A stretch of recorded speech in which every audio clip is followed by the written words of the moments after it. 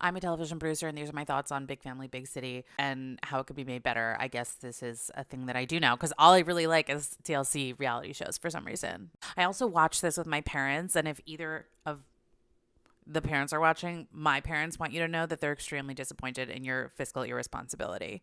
The whole thing's very stressful. I was shook to learn that they made their kids busk five times a week. That's a lot.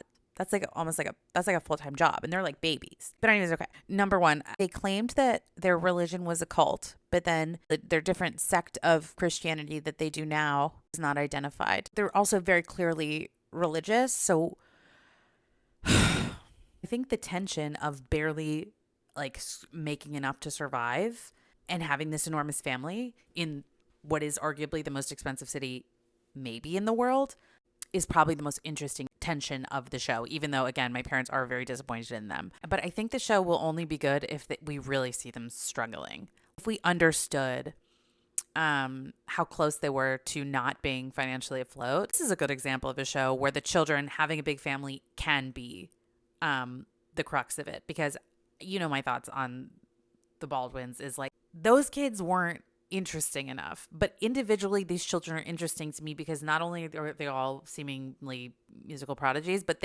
they're very articulate and wise.